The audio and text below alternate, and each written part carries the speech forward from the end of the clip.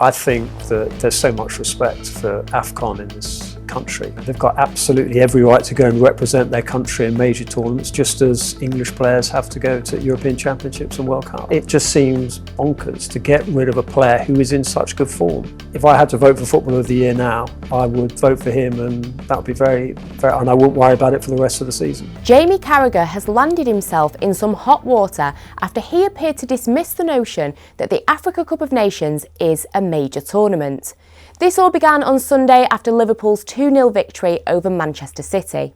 Carragher was discussing Liverpool player Mohamed Salah's chances of winning the Ballon d'Or on Sky Sports and insinuated that playing in AFCON counted against him winning the award. The fact he's probably with Egypt and he's probably not playing in the major tournament as such, or maybe got a great chance of winning. I think it's either the Champions League or the major tournament. Normally the player who excels in that.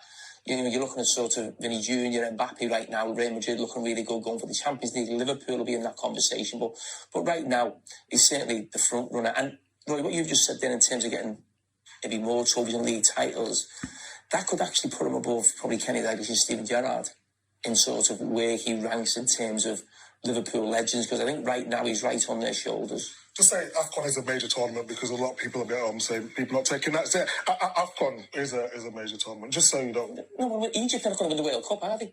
No, but AFCON is big, wasn't it? Remember when him and Mane was going for it? And I'm just saying, AFCON. It's a fact. It's a fact. If you win the Euros or you win the Copa America, it's deemed to be big, so the AFCON's in the same level. The former Liverpool centre-back's remarks and facial expressions have been widely criticised and branded as disrespectful, and the discussion has now headed over to social media, and some ex-players have even got involved. Salah's former teammate with Egypt, Ahmed El Mohammadi, tweeted, "Jamie Carragher doesn't know what a major tournament is because he's never won one. AFCON is a major tournament, so proud to have won it twice." Former Tottenham Hotspur player and winner of AFCON in 2006 with Egypt, Mido, joined the talkSPORT breakfast show and explained exactly why Carragher showed disrespect to African people. The African Cup of Nations is a historical tournament, and it means a lot to the African people, and you know.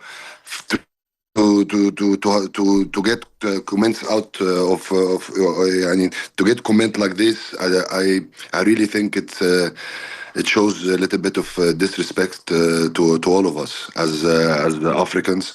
Again, this is a historical tournament for us. In Egypt, by example, when Egypt is playing in the African Cup of Nations, there's no one in the street.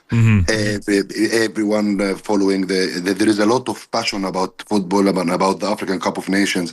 So I hope people understand that, and I hope people get that we have the right to have our own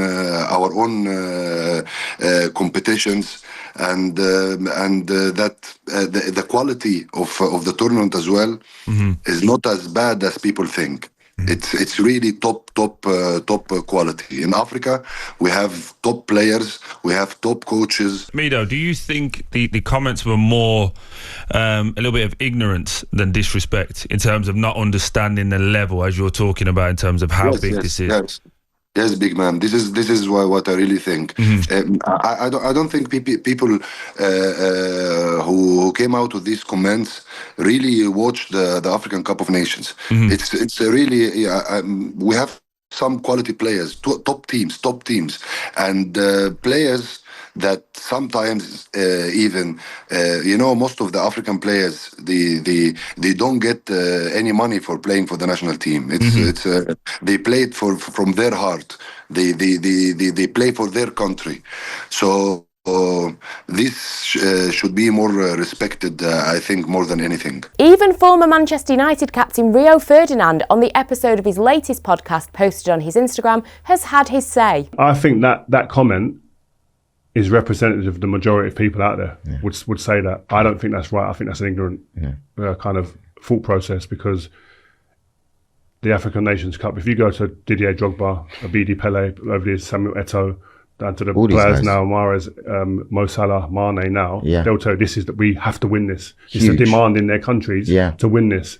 Yes, it doesn't get back to resources wise like Euros, etc.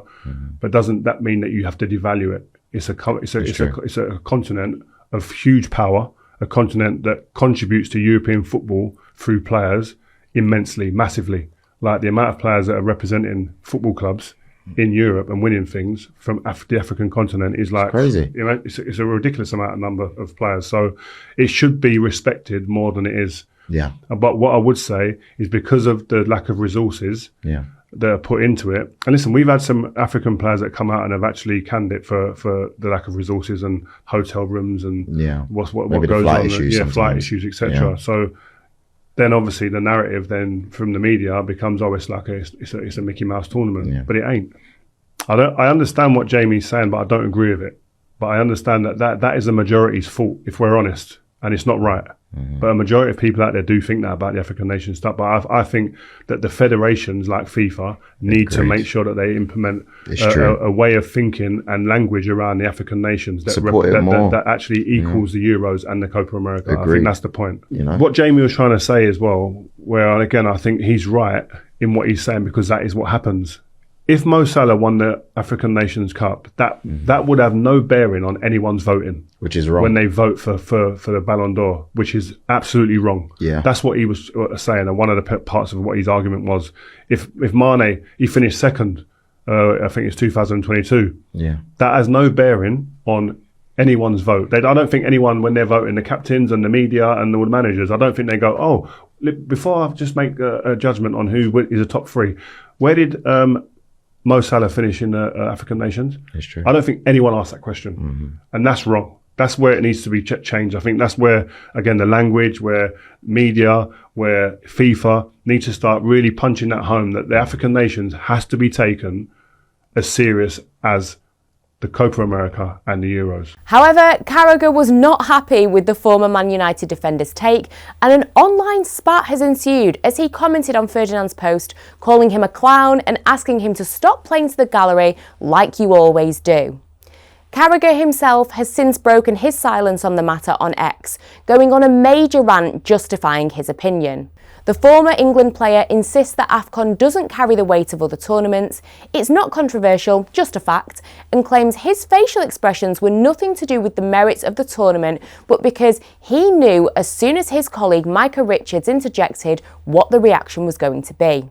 And our very own Simon Jordan has had his say, stating that he could understand Carragher's argument. Is AFCON a big tournament? Yeah, it's a reasonably big tournament. Does it get the attention that the bigger tournaments get in terms of the World Cup and perhaps even the Euros? Well, ask yourself about that. Ask yourself about the broadcasters. Ask yourself about African football and how many domestic clubs in Africa we're aware of. How many African players have won the Ballon d'Or? One, I think. And we look at it and say, when European football is broadcast, everyone in Africa watches it. When African football is broadcast, very few people watch it. Now, that's down to the broadcasters. It might be down to the quality of a tournament. It might be down to when the tournament is played. So I don't think that Jamie Carragher is seeking to be offensive. I think he's making an argument about the stature of the AFCON tournament in conjunction with probably the more recognisable tournaments like the World Cup and to some extent the Euros. And people will say, that's because you're a European. Possibly. But the majority of the legacy football clubs in the world, with a few exceptions, are in the European region. The World Cup is the biggest tournament. The AFCON was slightly diminished by Jurgen Klopp a couple of years ago. I think if people want to get offended about something and use that much overused word, which is, I think, is a quite insulting word, which is ignorance, why don't you say maybe a lack of awareness? You're being insulting by saying... Is it a lack of awareness then? Possibly. It's got nothing to do with a bias or a disrespect. It might be a lack of awareness. Is AFCON a big tournament in the world of football? In Africa, yes, it is. Does it create news headlines around the world like the other big international tournaments? No, it doesn't. Why is that? Is it disrespectful to make that observation? I don't think so. Why is it disrespectful to have an opinion that can be easily debated rather than people have confect outrage? But let's focus on the player in the middle of this row, Mo Salah, who is having an incredible season. The 32-year-old, who has twice been a runner-up at AFCON in 2017 and 2022, is the favourite for many to win the Ballon d'Or this year after his incredible individual performances for Liverpool. The closest he has come to winning in the past was in 2022 and 2019, when he placed 5th both years, losing out to the likes of Karim Benzema and Lionel Messi. At the time of filming, Salah has 41 goals and assists in this Premier League season. Alan Shearer and Andy Cole hold the record with 47, and with 11 games to go in the campaign, there's a very good chance Salah will surpass them. Joining me to chat more about this topic is Henry Winter. Henry, thank you for speaking with me. First up, I just want to ask, what was your thought process when you saw or heard the comments from Jamie Carragher? Was it just a bit of a situation where it was a poorly executed argument in that moment? Probably was. Maybe Jamie didn't mean it exactly like that. I think that there's so much respect for AFCON in this country. You know, we go back to, Didier Drogba. I think I voted for him in, was that 9-10? I think I voted for him as Footballer of the Year. And he had an amazing run of games, run of goals and assists as well for Chelsea, while having gone off to the AFCON.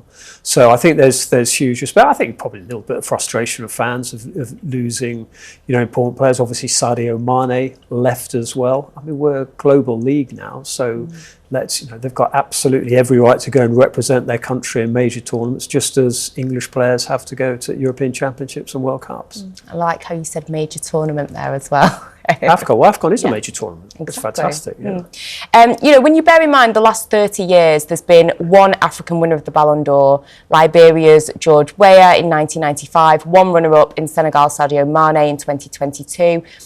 Do you think Jamie Carragher's almost dismissive attitude is reflective of those in the West of AFCON and African football in general? I mean, it's a good question.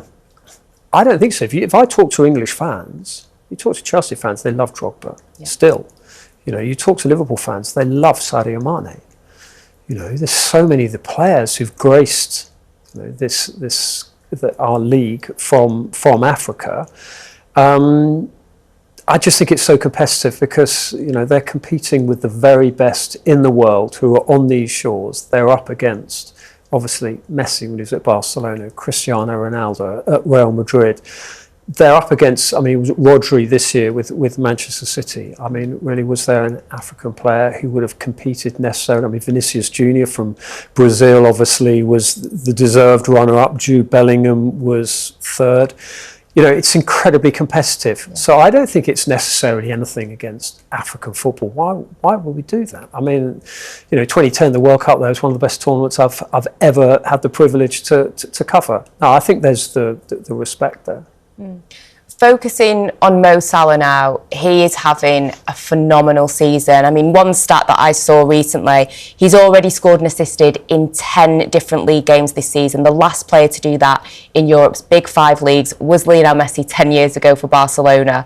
How impressed have you been with him? Well, first, if you look at, is he one of the greatest players we've seen in this country over the last 40 years, which is kind of what I've been covering. I go back to John Barnes in 87, 88. I will put, just in terms of season by season, I will put him up with John Barnes's performance then. And then Cristiano Ronaldo, at 7-8, he had that unbelievable season. Thierry Henry, the season before the Invincibles, 02-03, Thierry was unbelievable in that season. Erling Haaland 2 years ago was just phenomenal. So yes, he's one of the greatest we've ever seen. I think he's a fabulous role model as well. The younger players at Liverpool, when they see him, they see his dedication. He doesn't drink. Obviously, that's a religious thing with him as well. When he actually does get booked, it tends to be when he's celebrating a goal, and he did it earlier this season, whether it was tied in cleverly with his contract, just to show how fit he is at 32. When he whipped his shirt off, you thought, wow, what an amazing role model. So absolutely, the goals, the assists. I think also he's been helping and tracking back a bit more, protecting Trent Alexander-Arnold, who's obviously brilliant going forward. But absolutely, he is. If I had to vote for Footballer of the Year now, I would vote for him, and that would be very, very, and I wouldn't worry about it for the rest of the season. I think that sums it up. If you could vote for him, you would. Talking about him at Liverpool and how amazing he has been, there's so much talk at the time of us filming anyway, so much talk about his future. He's thrown a few things out there about this is my last season, etc. How vital is it for Liverpool to keep him? I mean, if I was a Liverpool fan, I'd be writing letters to the owners of the powers that be, saying, what do we need to do to keep this player? Because they can't lose him, surely. Well, first, I'm absolutely grateful that your generation is still writing letters. I think it's normally having a rant on Instagram or no, the letter's more forceful. I think the letter is the perfect way to go when it comes to football and Mo Salah. And hand delivered as well. Yes. Just to make the point. Yes. Hand delivered or otherwise. I mean, they need to keep him because he keeps delivering. And I mean, look, Liverpool have a history of great players leaving. Kevin Keegan in '77, Kenny Dalglish stepping in and scoring the goal in the European Cup final the following season. So they will survive. Clubs are resilient. But it just seems bonkers to get rid of a player who is in such good form, who's probably going to be voted Footballer of the Year, who's playing as well as him now in the world? Ousmane Dembele, Vinicius Junior when he hits his stride. Jude Bellingham's obviously special. Kylian Mbappe. You know, he's up with the elite. And you wouldn't think of Real Madrid letting any of those go. Okay, you can understand from American perspective, players get into their 30s, as in FSG, the owners. But he's still delivering. You know, he's got a body of a sort of 25, 26-year-old. So fitness-wise, professionalism. And you know what's really impressed me, and this goes for Virgil van Dijk and Trent Alexander-Arnold as well, they are all delivering, even though there is all this speculation over their future. So fair play to Mo Salah and Liverpool. Sign him up. Well, there you have it. Liverpool sign him up. But we want to know what you guys think in the comments. Let us know. Should Mo Salah, should he be staying at Liverpool, and should he be winning the Ballon d'Or this year? Don't forget to like and subscribe, and I will be back with more footballing news with talkSPORT.